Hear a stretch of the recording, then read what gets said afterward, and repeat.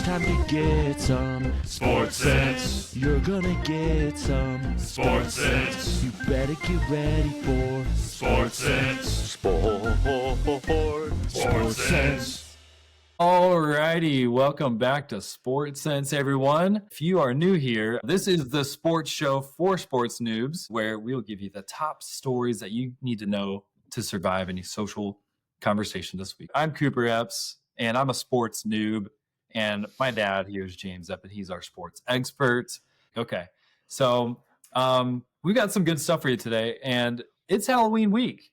So we, of course, have a spooky, we didn't do this last year, but we've got a spooky story for you this year. But Dad, anything from the top that you need to get off your chest? No, we missed y'all last night. We had all the kids and grandkids over, and Mom made homemade cookies. We had hot chocolate, and we carved jack-o'-lanterns out on the back porch, and had a big fire. Oh, that in sounds the kids' nice. place. It was nice. It was good. But anyway, I'm ready to hear our. Let's start off with something spooky, because the world of sports alone can be spooky, and you question the sanity of some of the people. So let's hear your story. Yeah. Well, I really wanted to do a true crime episode tonight and just talk about sports crimes, which we actually will do a little bit of. But no, I kept it simple.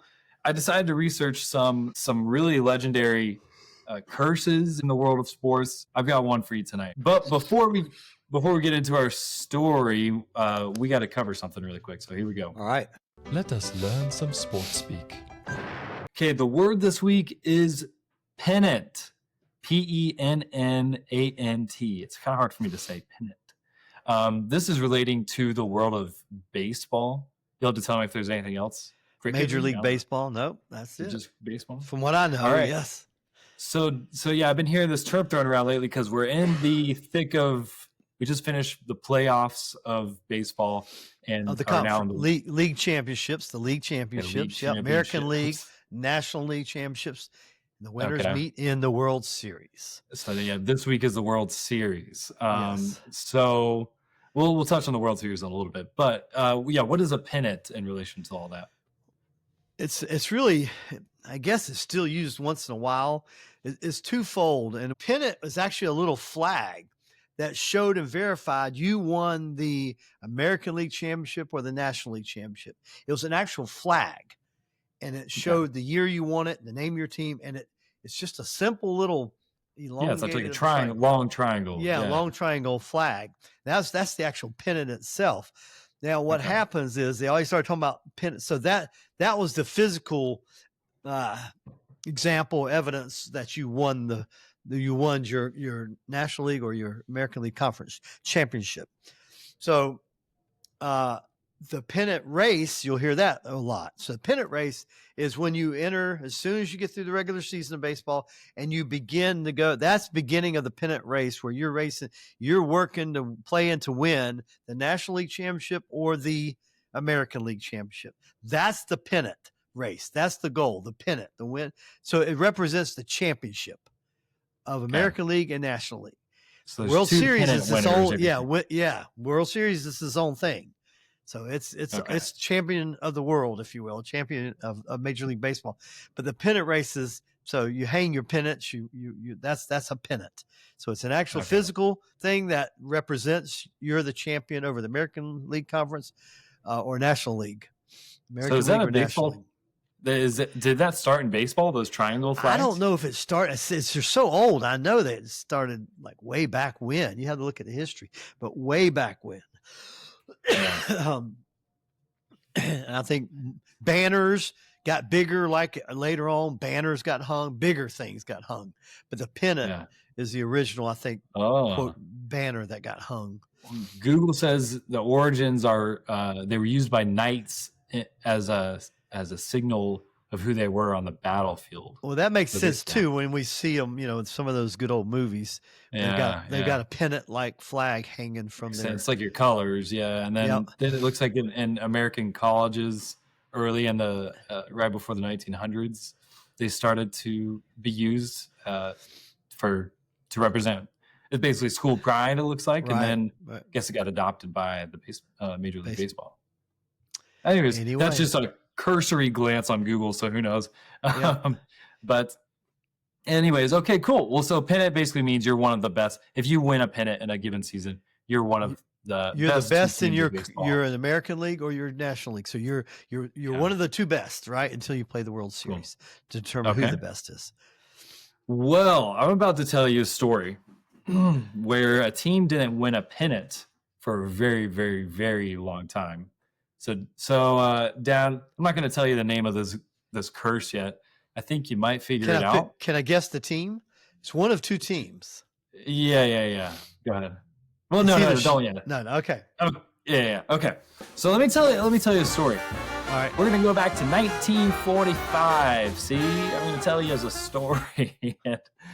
This is, I thought I had a New York accent or something down, but it's not. You got coming out. nothing, man. I'm just kidding.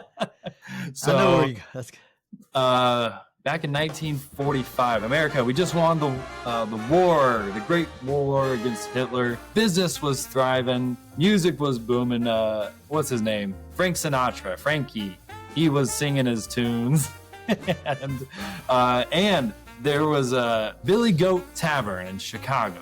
People loved this tavern. It was led by a man named Billy Sianis. He was a Greek immigrant, and Billy, he had a pet goat whose name was Murphy. Okay, now he loved Murphy, and he was loved at the Billy Goat Tavern. He was like the mascot, and so Billy, he struts into a game in 1945, a World Series game of the Chicago Cubs. Have you heard of this story, Dad? No, but I knew that it was the Cubs or Boston, so I thought it was the Cubs. But anyway, yes, I mean I can't remember the details, but I definitely know. You're familiar there was a curse. Well, yes. This is a bit of witchcraft on the part of Billy. His goat Murphy, he starts making a scene. Eventually, the staff give him the boot. They kick him out of that stadium before he can finish enjoying the game. It's not known exactly what he said, but it's reported that he cursed the Chicago Cubs never to win again. There's debates about, never to win the World Series again, never to win a pennant again, never to win in that stadium again. There's debates about it.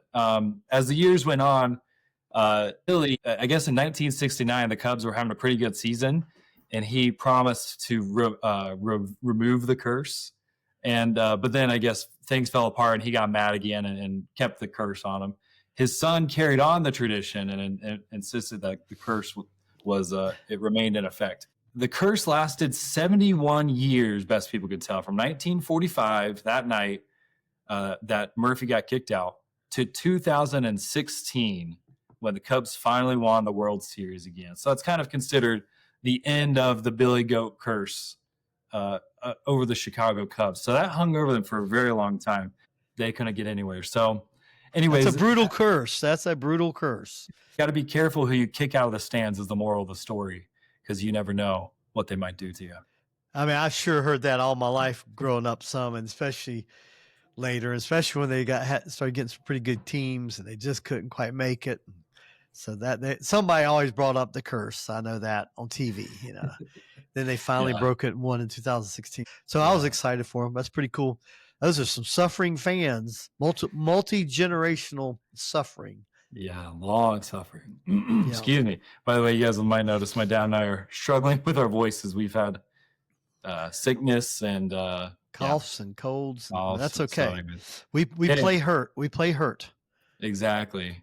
Pop a pill and keep going was our motto growing up, which maybe we shouldn't make that public, but there you go. Okay, well, with that, that's our Halloween story for you. Be nice to the fans around you, even if they've got their emotional support animals. And with that, let's get into some normal sports news, Dad. So speaking of Halloween and crime and evil, there was a huge piece of news last week. So we're gonna jump right into our biggest piece of sports news here, which is I think I read over 30 people, including an NBA head coach, were arrested due to illegal gambling issues. So, Dad, I really don't know much about this or understand it. So I'm going to turn it to you to explain to us exactly what happened here. Well, the two biggest names on the sports side, as you mentioned, Chauncey Billups is the head coach of was the head coach of Portland Trailblazers. He had probably a Hall of Fame career. He was incredible as a player. As far as I know, never really got in trouble. But this investigation from the FBI had been going on for over 4 years. So that was a pretty big arrest, and it was timed all over the country. And they did arrest, I think, 31 total. They might have released one, and 30 Wow. were ultimately arrested. And they were brought. They've all gone to court, I think, for their initial hearing. But so interesting. So you had Coach Chauncey Billups, and then you had the Miami Heat guard, Terry Rozier, who's, again, I don't know, gosh, he's got to have played 14 or 15 years, very experienced long-term NBAer. And they were two completely different portions. They were not arrested on the same thing. So let's talk about the player. His is really probably the least, I think this has happened many a time. Okay, I'm going to go back. You remember how I said last year I started talking about, I don't believe in the gambling, but I told you it's going to change everything. As soon as the professional sports, college sports, everything started blending, and like on ESPN, one of their big advertisements all the time is ESPN bets, right? That's the ESPN trying to make money, and that's their big betting site. But then you've seen all the others get advertised like crazy. There's some big ones, but there's been gambling scandals throughout sports, especially professional sports and college sports, ever since the base was sports, right? In the U.S. particularly, because in the old days, it was just bookies doing it on the side illegally. So the whole thing, and the mafia, especially, was the main runner of those illegal gambling operations for over 100 years, I'm sure. But as soon as it became open and legal in almost every state, and then basically the NBA and the NFL and Major League Baseball, especially the NBA and NFL, they had embraced the gambling portion. So there's been illegal activity the whole time, but now it could be so much more difficult, I think, to track it down because there's so many legal gambling sites. So that it opens up to such potential, right, for so many. So from a player standpoint, when I say it's simpler, and then what he did, it's there's so many prop bets. We've talked about this. Okay, so this is the term I've heard, but yeah, remind me what this means. So it could be it's just like a specialty bet. Most bets you would think the old-fashioned way: who wins and loses the game. Maybe who scores the most points, who does what.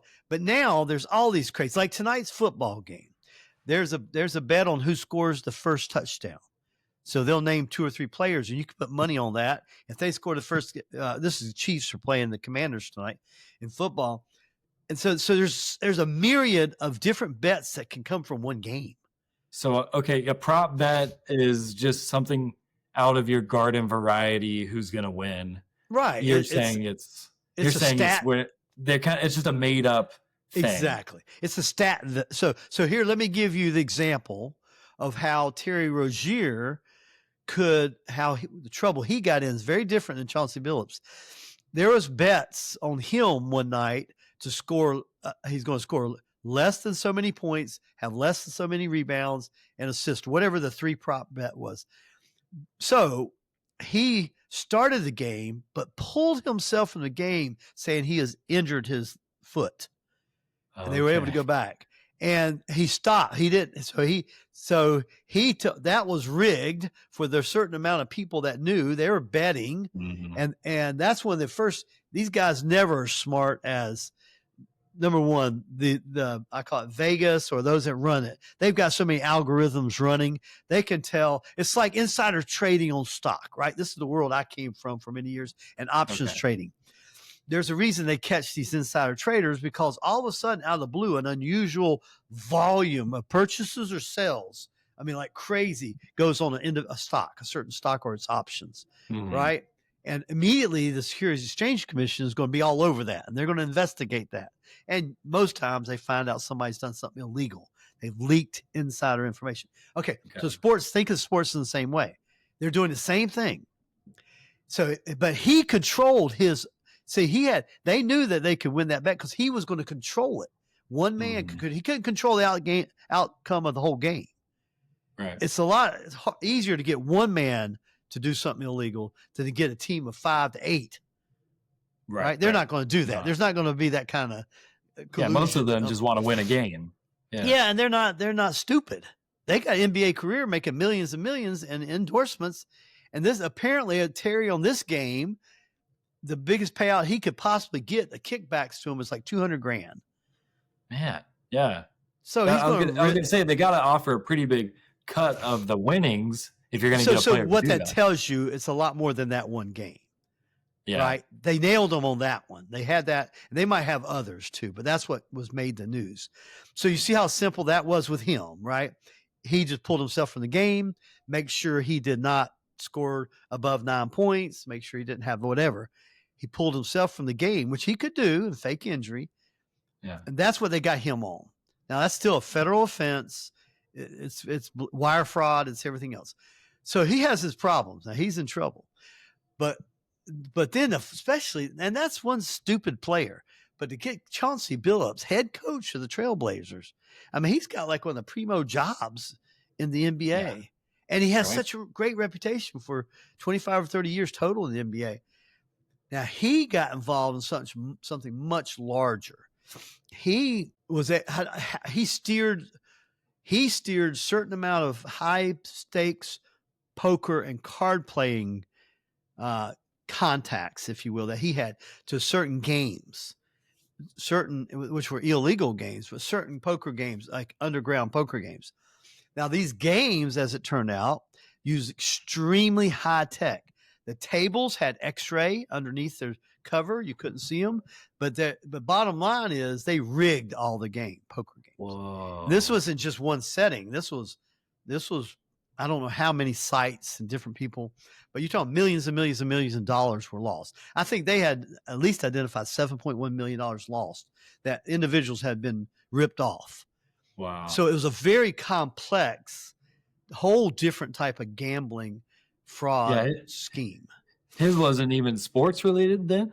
No, it was cards. It was cards. It's all cards. Yeah. So why are they arresting all 30 of these people? Now there's some other players in there, and then there was a lot involved in sports gambling. Yeah. Who they were the ones recruiting, Terry Rozier, trying to recruit players to do illegal activity to win bet. So it was that whole organization, right? And I guess 9 or 10 of them were from the Italian mafia. Really? Whatever. Okay. I don't blank on their name. And is the mafia still around? I kind of thought. Yeah, especially Italian mafia still got some action, but let's see. They've got it's. So they were doing quite a bit of that apparently. So is it like because I thought it kind of sounded like a RICO case. Whenever they bust a bunch of people like this, it's like I forget the definition of a RICO case, but it's like that's because it's money. You're able to get them for fraud, cross state lines. It's a federal offense, So that's how they. So anyway, it's fascinating. But here's what I want to share with you about today's news on this. This is. So remember I said those guys were getting in bed. It's going to be more and more. It's been corruption. Well, it's going to catch on. Like the corruptions had to be. I mean, it really put even a lot of players, in my opinion, that some of the younger ones, particularly, or some don't know how to handle their money or whatever. So again, remember for a couple of years, let's just use the NBA because that's who this is about. Their commissioner have been all touting, and we had all these partnerships. They're getting paid big bucks to be in partnership with the legal gambling organizations, right? All the online gambling. So they're making tons of money off of it too. Well, today, after this happened, Adam Silver's the commissioner for NBA basketball. So this comes out today. The U.S. Senate asked Silver for info on gambling inquiries. So the U.S. Senate's getting involved now. So that's not good. And then the NBA put a memo out to all its players and coaches today, and it says that the NBA is must assess, quote, dire risks of gambling. So now they're acting like they care. Now they're scrambling. Now they got a bad PR situation, right? This is a black eye on the NBA. So now they're going to come out. Oh yeah, we're going to have so they basically said we're stepping back. We're going to reassess the relationship with the NBA and all the gambling outfits out. So that's some of the fallout that's happening right now and repercussions. Anyway, that's deep enough probably to go. This is an NBA. It's mostly NBA or all NBA people that are mostly on this one. Roped into this? Yeah, this was apparently had most ties to the NBA. Interesting. And they had some other, but anyway, I think you'll see dominoes fall over time because apparently they got other investigations going on, and this was the one they got them. So again, it's 4 to 5 years in the making. Some people have tried to politicize it. I kind of want to do some more research on like the stakes of this because I feel like the FBI could be bothering with more things, like even that $7 million figure with the poker stuff. Yeah. I mean, that's not that big compared to the other sums of money going around. And there's probably going to be a lot more. It's going to come out, but the FBI has different roles and responsibilities, and they have different departments, if you will, and this is one of their areas. And so that's what we pay to do, and it's supposed to help keep the U.S. financial structure safe with confidence, and legal betting is legal now, and you want to feel confident that you can bet and not be taken. Anyway, it's always been FBI has been chasing illegal gambling, and frauds since their existence. The FBI became the FBI. Yeah. So it's part of their job. So have you noticed a response from basketball fans?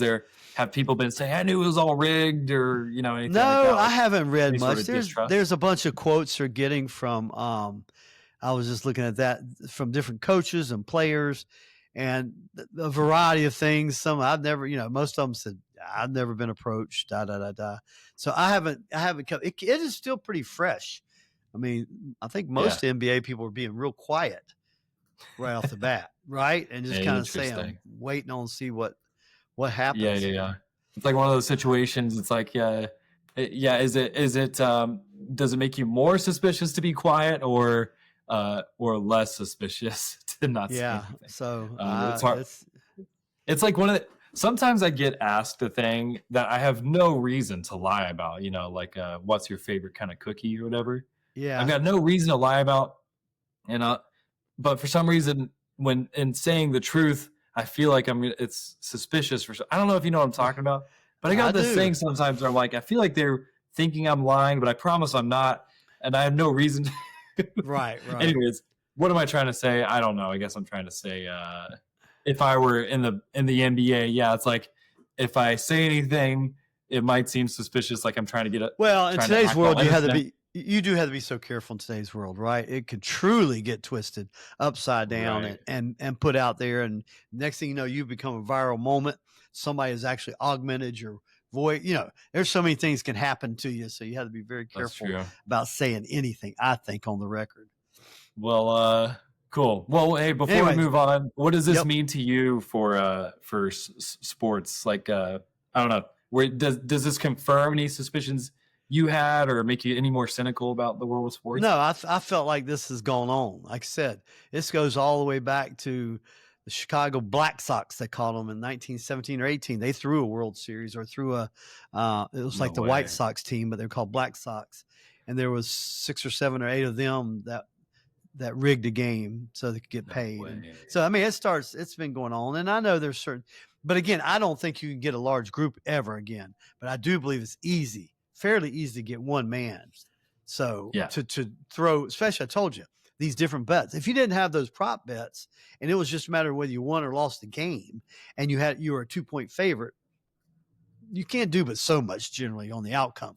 I mean, it looked pretty obvious if you're 2-point favorite and the game is tied, and you go up there and you brick 3 free throws in a row, or you miss a layup really bad. Somebody might say, well, that's odd that, one of the best NBA players in the world just can't make a layup all of a sudden. But that's crazy. But all this other stuff, you can manage your own stats. Think about it. Even if he didn't play hurt, act like he's hurt, he could have passed the ball like 10 times, a bunch more times instead of taking any open shots. I don't know. But having one person coerced, or not even coerced, but a deal made and they're willing to sell their soul, which is makes no sense, right? But these people, some of them aren't that smart. Some of them just do not understand. You wonder how. So here's the other theories. One of the theory goes around. This is, I believe, is a very accurate one for certain guys. Some of them have some serious gambling habits. Okay, it's just they're just in it for the love of the game, the thrill. Well, no, what I'm saying is they get in trouble. They get in debt. They borrow from bookies. They borrow and they get deep in hock. And they go, okay, well, here's one way you can work your way out of it. Interesting. Okay. So that's not uncommon to use leverage on someone who got bad gambling debts and losses. Man, that's crazy. Just that you can be in a position to be so wealthy and that you allow yourself to lose out enough money as an NBA player that you have to climb out, or NBA, whatever, that you have to climb out by doing these illegal prop bets. Michael Jordan's renowned for betting some of the most. Him and Phil Mickelson in golf, they have been massive bettors. Now, he ended up being a billionaire because his shoe deals carried for 40 years. He was pretty safe. But there's some serious. That's been a big problem too, when people had serious gambling habits and problems and lost and got, especially in the old days, they got in with the mob, right? So basically, I'm going to cut your fingers off or break your knees, and you aren't going to be able to play basketball. So you're going to have to do this, right? I mean, there's threats. The old days. Wow. Anyway, interesting. That's some of my theories. That I don't know if that was the case, but sometimes you think something behind it. They must have leverage, because it makes zero common sense when you're already making really good money. And in his case, he's got NBA pension. As long as he's played, he's going to have a nice pension when it's over. Yeah, he could have just. He probably will lose all that now. He'll probably be found guilty of a federal offense, and I would say probably a good chance he loses that. He'll lose all his endorsements. He'll lose his NBA salary, and he should be done for. I'm sure he'll be banned for life. I don't think he'll. If these are alleged crimes, right? So you got to go through the process. Yes, innocent until proven guilty. Well, this laid a really good groundwork, because I'm sure, like you said, news is going to continue to come out of this. Yes. So I'm glad that we spent this much time covering it and getting me a good understanding. So thank you. Well, let's just do a couple quick things to wrap up this episode. The other big headline I saw, very similar to what we saw a couple weeks ago and talked for a while about.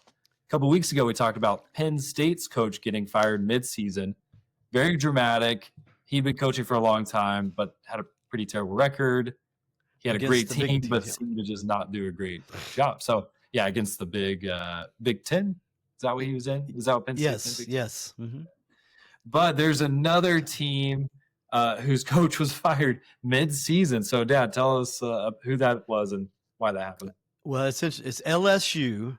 And it's Brian Kelly. Brian Kelly is a very highly successful, famous college football coach. And LSU they ended up, their record I think is right now is 5-3. When they hired him, it's probably been 3 years ago now. Before they expected him to win a national championship, right? So the only thing for the average, very perimeter on the edge fan, if you're not the SEC or college football. He made news when he first was hired, and he went down there in like January, February, and they were having a basketball game, and they were welcoming him at LSU, and they gave him the microphone at halftime, and they were all rah. They're so excited we got him, and then he started trying to talk Southern. He is not Southern. So you ought to go back. You'll find it. It's out there in the ether of his cringe moment of talking Southern. Oh my gosh. Now, there's a modern term for this. Have you heard of code switching? No. It's what you're saying, where it's like you change the way you talk, basically, or act, or to adapt to the people around you. So that's hilarious. Apparently, I did find out for him and others, there apparently are PR organizations that will try to train you and teach you the vocabulary and try to help you get a little bit of an accent when something like this happens. But anyway, that was his Oh cringe my moment to gosh. start. And he never overcame that really. So they were 5-3. They lost again this Saturday. And hey, they're done with him. And he's known for, he's so successful. But as they say, apparently if you'll work the local, if you will recruit yourself and really grind it in the LSU world, there's so many players right around where you are, to come from Louisiana and those areas, Alabama and Arkansas. Apparently he did that when he's younger, but he doesn't like doing that anymore. So he's a 55-hour a guy a week instead of a 100-hour a guy a week. And he was sent as assistant coach as recruit. He played golf. So that word kind of got out, and that's okay if you win.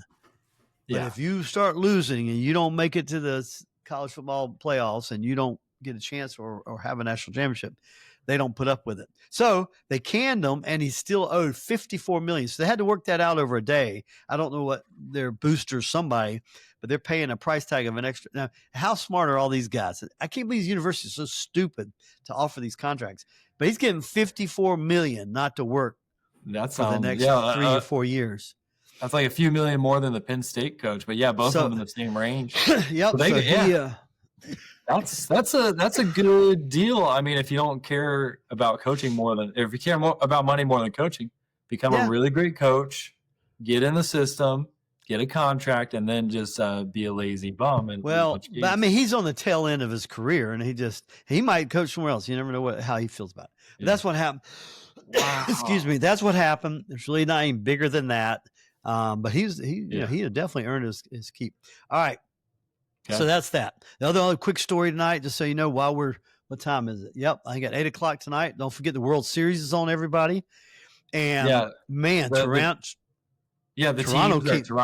Toronto Blue Jays versus the LA Dodgers. For anybody who doesn't know. And they came out of the gate. They played the first 2 games up at Toronto, and the first game Toronto Blue Jays just blew the doors off the Dodgers. Bullpen stunk. I mean, they had a 9-run inning. The Blue Jays did? Blue Jays over 9. One was a grand slam, and then they just kept hitting homers. And so anyway, but the very next game, Dodgers came back. Their Yashimoto, another one of their pitchers, pitched his second complete game in a row, which doesn't happen anymore, and really stifled Toronto, and they won that game 5-1, the Dodgers. So is it complete game where you strike out everybody that you pitched to? No, that's a perfect game. Complete game means you pitched all 9 innings. Oh, okay. You finish the game. They can have hits and runs. But so it's 1 game to 1 game, and they're playing LA tonight, and they started at 8:00. So it's a good series already and very exciting and lots of good things. So just a heads up if you're talking around the water cooler. Quick question. Why did I see a headline saying something about LA Dodgers are baseball's new evil empire? Why would I see a headline like that? Well, because this would be back-to-back World Series wins. They've got such great talent. The new business owners for Dodgers and the Lakers, same group consortium owns both as of 2 or 3 years ago, and they run top-notch organizations. So the old evil empire was George Steinbrenner with the Yankees. Now, he spent money like crazy, and he was crazy and wild, and he fired the same manager 5 different times, hired him back 4 times. So they were a wild bunch, but they won World Series and pennants. Yeah. Was that in the what's his name? J-Rod? No. Who am I thinking? A-Rod. A-Rod days? He was on the tail end of that, but the dad Steinbrenner might have been dead by then. But now Hal Steinbrenner runs it, who's their dad, their son, the son. So, but bottom line is, does that just kind of refer to because they had so much money and there's not spending caps on them, and they just bought their way supposedly, and everybody hated them because they had more money and they kept winning. So that was the old evil empire. Interesting. The new one is the Dodgers, just because they're so good and they got such loaded talent and they got so much money, but they're run really well, and there's no drama there. They're a happy bunch of guys. They get along great. They're nothing like the Yankees, and they really have real sustainability in this current model. That's for sure. But anyway, that's what you were that was what that was about. Interesting. Yeah, I didn't read the article because I because I don't read about sports. That's why I got. Those are jealous fans and teams that are calling them the new evil empire. Anyway, so that's on tonight. Do you want me to give a couple quick recaps? There's really nothing, my big game for the NFL last week. Yeah, so the big game you mentioned last week was the Dallas Cowboys at the Denver Broncos. Do you remember what I mentioned about what I thought would be exciting about it? Kind of. Was it the quarterbacks again, or was it? Yeah, it's the points. No, you said the offense. Yeah, that there'd be a bunch of scoring, right? Yes, and as it turns out, Dallas kind of let me down a little bit, but it was a whopper game. Broncos blew their doors off 44-24. So nice. I was right on that. It was a bunch of offense, and Dallas defense, I told you, was really poor. Remember, I said the bad word. I should have said they just stink. I said S-U-C-K, but they stink, and that proved out. I mean, the quarterback, Denver, hot, threw 4 touchdowns, I think, and they just blew their doors off. And that was a very embarrassing loss for Dallas. But the total points was, Who's Denver's quarterback again? It's his second year. Hang on, I'll tell you. Look him up. Not Penix. He plays for Atlanta. It's Bo Nix. Bo Nix. Yeah, we talked about him last week. We talked about him. So he was hot. And anyway, bad loss for Dallas. Bad loss for Dallas. Right. But anyway, so that was exciting, kind of what I thought it would be. The other college game, I'll tell you, really wasn't anything great up, but there was number 8, Ole Miss. Their coach is named Lane Kiffin, head coach. He's been a few different places. I'll bring his name up because guess whose name is coming up now for the Penn State game coaching, for the LSU coaching, and who's their third? They've got 3 big ones open. Everybody wants a piece of Lane Kiffin. Yes, he's going to be sought after. And they were playing number 13 Oklahoma. That was going to be the best ranked game, and it was. Oh, you've already given us your. Wait, are you saying that just happened? That was what happened last week. I was giving a quick recap of college, and so sorry to interrupt. Ole Miss number 8, they did win, but it was 34-26, and the game Oklahoma was actually winning going into the fourth quarter, 26-25. So it was a great game, very competitive. Ole Miss came out with a win. All right, that was the recap on that. Well, just as a reminder, Lane Kiffin, we talked about a few episodes ago. I think the episode was titled something like Ole Miss coach threatens daughter's boyfriend or something like that. Yes. He's the one whose daughter is dating an LSU player, and the teams are rivals. Was it Auburn or LSU player? Auburn or LSU? LSU. Yeah, he's the linebacker is what I remember. Yep. Yeah. So anyway, that's Lane Kiffin. His name's back in the news for those reasons. All right, Dad. Well, this week, what is the big game? All right. Now, this is either way, it's going to be the big game. There's really not that many great matchups next week in the NFL. But tonight, I got to talk about tonight briefly because Kansas City Chiefs play Washington Commanders tonight. The Chiefs. Remember the Chiefs are the Chiefs games. Well, only because God, they end up having some of the best games. But I've got a feeling they're going to win tonight. The Commanders starting quarterback, Daniels, is out injured. And they're playing at Kansas City, and Kansas City needs to win every game. Remember, they started off behind the 8 ball. Yeah, they're clawing to get their way back. They're 4-3 right now. Should win tonight. That would be 5-3, right? They're moving up. They're in the hunt. But next week, it really is the best game. It'll be at the most press. It's going to be Kansas City against the Buffalo Bills. Whoa! For some reason, so much history. Yeah, there's so much history with these two because Kansas City keeps bumping out Buffalo Bills in the playoffs. It seems like, and it's like that. That's who they keep running the wall. They keep running against. Buffalo Bills are 5-2. They had a bad loss this past week, but anyway, so that's my game. It really is. Looking at all the other games, I didn't see any of them that looked near as good as those two. And a quick college game, and I only bring this up because of the big name. And it's kind of fun to see Vanderbilt. BYU now is ranked number 10. We moved up one spot after that Iowa State. Right. One ahead of them is Vanderbilt out of Tennessee. Love to see them. They got a cool player, QB. They got a cool coach. And they're not they play in the SEC, but they're not it's tough for them to be as good as those other teams. Yeah. Yet I think they're 8-0. Are they one of the? Yeah. They're like one of the 6 teams that are still undefeated in college football. Yes, right? And they're playing number 20 Texas, which would normally be a pretty good game. But I only bring that up because it's one we're going to watch. Arch Manning got a concussion on the first series of the overtime win no. they had. So he's in Oh my gosh. concussion protocol. So I don't Okay. know if he's going to play. If he doesn't play, I don't know who the backup is. And Vanderbilt might run all over Texas. That's all I Wow. got for you, man. Okay, start that's good coughing. stuff.